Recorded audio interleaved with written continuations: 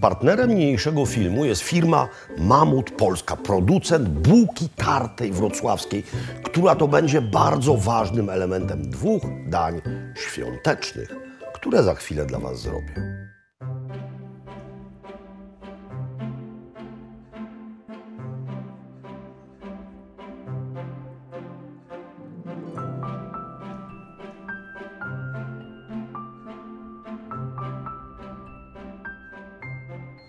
W moich czasach przedszkolnych niania zabrała mnie kiedyś na niezwykłą i wówczas, jak mi się zdawało, najdłuższą w moim życiu miejską wycieczkę tramwajową. Otóż wzięła termos, zrobiła kanapki, wsiedliśmy w centrum miasta w tramwaj i pojechaliśmy na wzgórza krzesławickie. To wydawał mi się wówczas całkowity koniec świata. Natomiast kiedy również w czasach dziecięctwa jeździliśmy z rodzicami samochodem, oczywiście ja jako pasażer, to te miejskie najdłuższe podróże były to dla mnie wojaże do Nowej Huty. Rodzice mieli przyjaciół w Nowej Hucie, mieszkali oni nie byle gdzie, przy Placu Centralnym.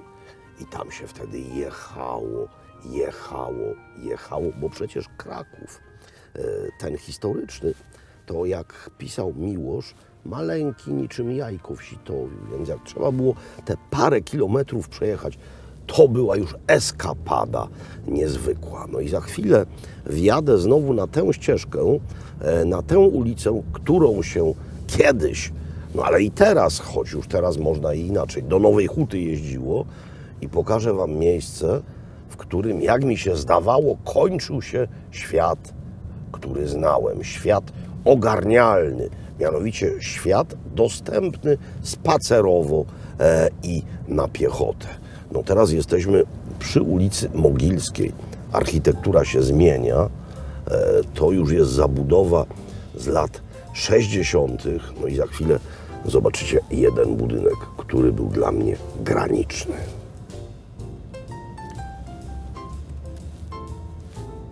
Charakterystyczny budynek z czerwonej cegły, młyny przy Wieczystej. Teraz mamy zwartą zabudowę cały czas, ale kiedyś tak naprawdę ten ceglany budynek był granicą. Tutaj wyrastały różne rzeczy, ale był też architektoniczny bezład, aż do wjazdu do centrum Nowej Huty. I tam, przy tym ceglanym budynku, kończył się znany mi w dzieciństwie i oswojony świat. Tutaj już zaczynała się przygoda. Plac Nowy, czyli serce Nowej Huty. Już w dzieciństwie to miejsce robiło na mnie ogromne wrażenie. Dlaczego?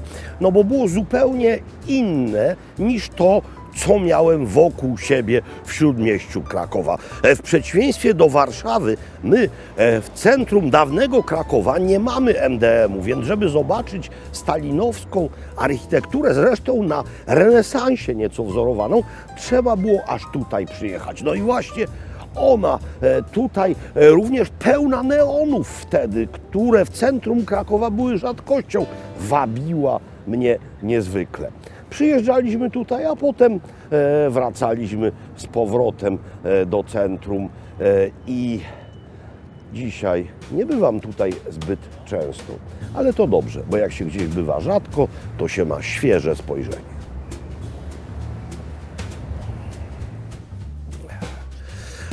Aleja Róż. Dokładnie w tym miejscu w roku 1973 postawiono pomnik Lenina.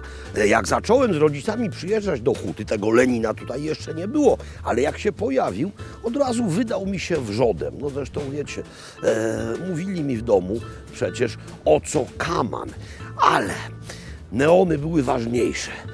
No po pierwsze pięknie świeciły, po drugie przepalały się niektóre literki, no i to było źródło niezwykłej radości. Kiedy to zamiast napisu Pani, dziecko i jej dom świeciło się Pani, dziecko i jej dy, albo zamiast przezorny zawsze ubezpieczony było przezorny zawsze upieczony.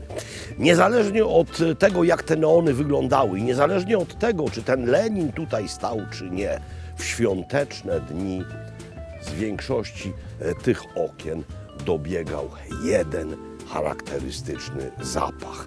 Zapach smażenia na tłuszczu bardzo charakterystycznego składnika. I tym się trzeba dogłębniej zająć.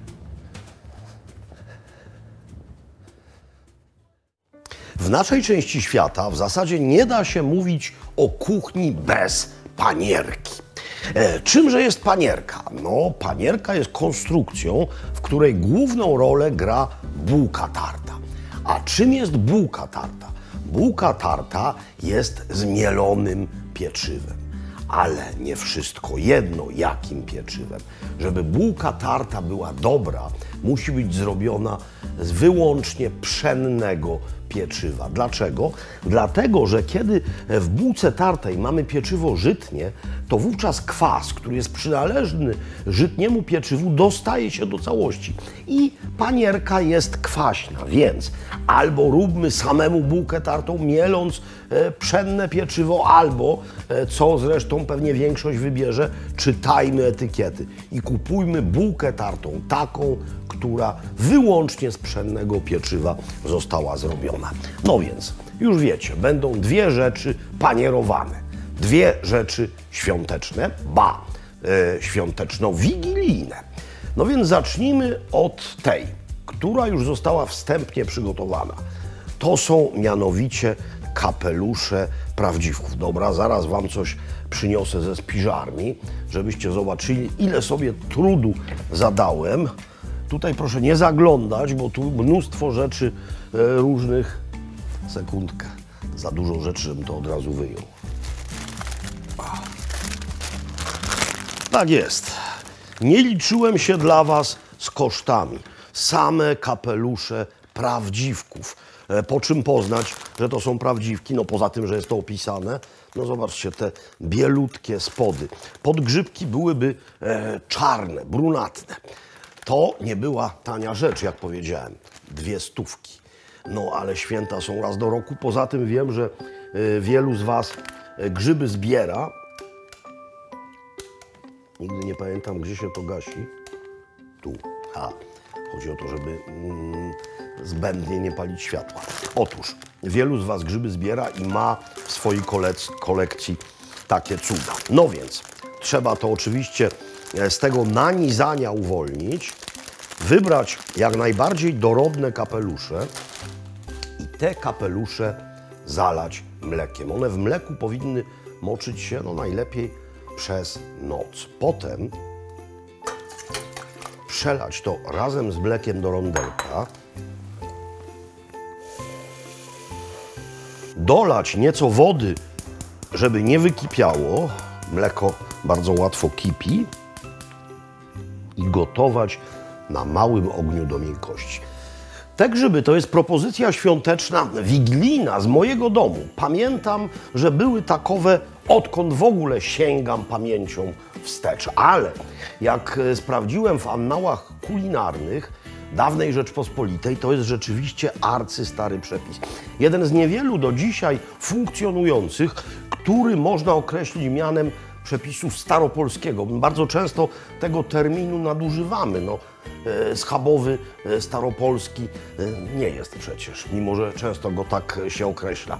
Ale właśnie tak robione grzyby, czy też ćwikła, którą przecież przepis na ćwikłę własnoręcznie spisał Mikołaj Rej. To są rzeczy bardzo daleko w przeszłość sięgające.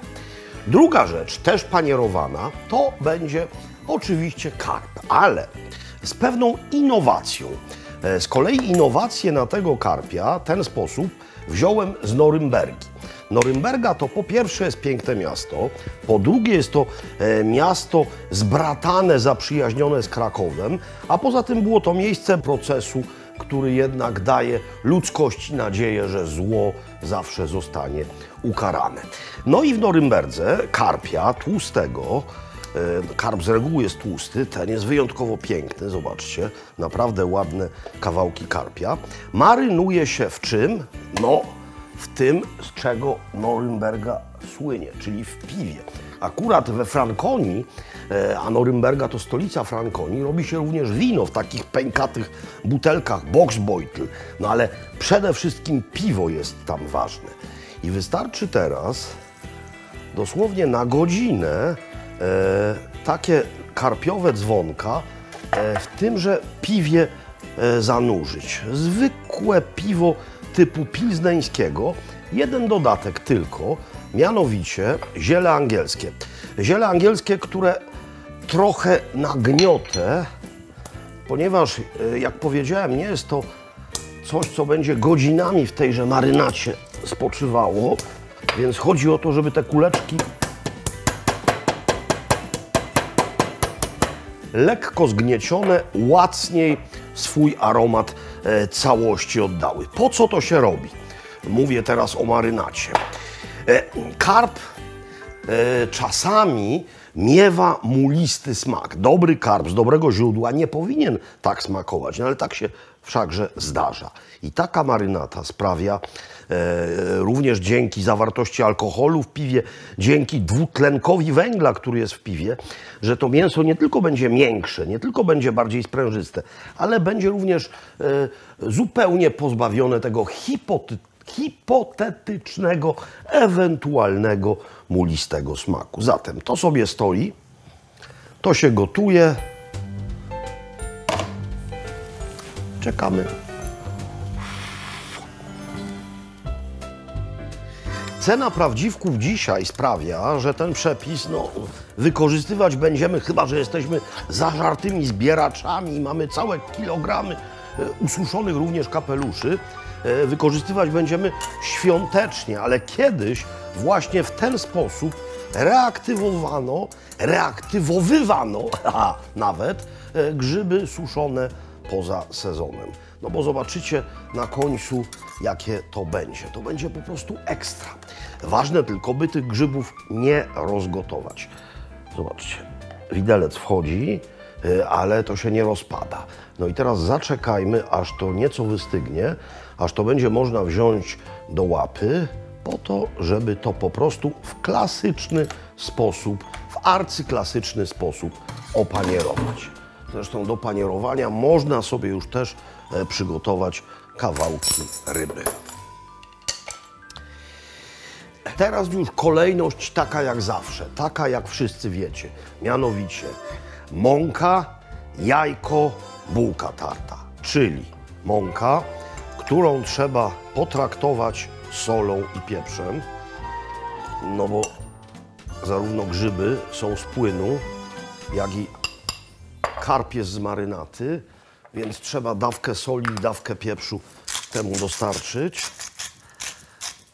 Jajko rozbełtane z odrobiną wody, no i bułka, też już wiecie, bułka, w której nie ma mąki żytniej, nie ma resztek żytniego pieczywa.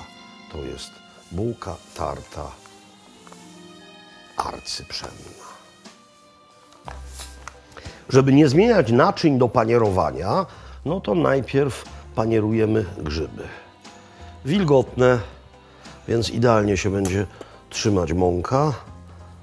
Teraz, żeby się przykleiła bułka tarta, jajko.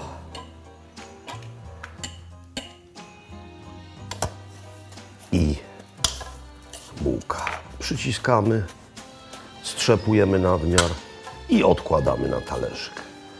Zobaczcie, to prawie jak kanie panierowane będzie.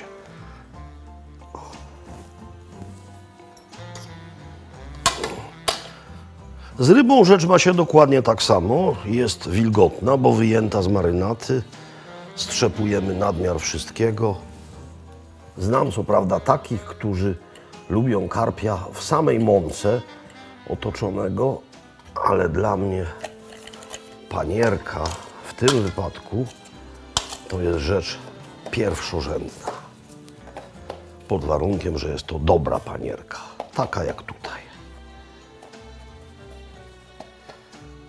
Zobaczcie, to właśnie tak powinno wyglądać. I co bardzo ważne, nie wolno takiej panierki trzymać kilka godzin przed położeniem na patelnię. To powinno być usmażone zaraz po opanierowaniu, ale pozwólcie, że najpierw sobie umyję łapy. I rozstrzygniemy za chwilę jeden straszliwy dylemat smażeniowy. Ale to za chwilę. Łapy muszą być czyste. A jak tutaj sytuacja wygląda? Test. Idealnie. Zaczęło od razu skakać. Zdejmujemy, bo się zjara i kładziemy rybę. Pięknie. Nie za dużo pchamy na patelnię, dlatego że wówczas przestaje się smażyć, zaczyna się dusić, a nie o to nam chodzi. Z obu stron na rumiano. Tłuszcz był niemal głęboki, więc chwila oddechu na ręczniku papierowym dla odsączenia. No i zobaczcie jak to pięknie wygląda. Zaraz wam pokażę w przekroju takiego prawdziwka kapeluszowego. Jest jędrny, jest wilgotny, jest niezwykle esencjonalny i ekstraktywny. Uwielbiam takie grzyby. Ale nie mam też nic przeciwko tak usmażonemu kawałkowi karpia. Do tego chrzan, jak mówił mój tata. Moi drodzy, niech moc i dobra panierka będą zawsze z wami.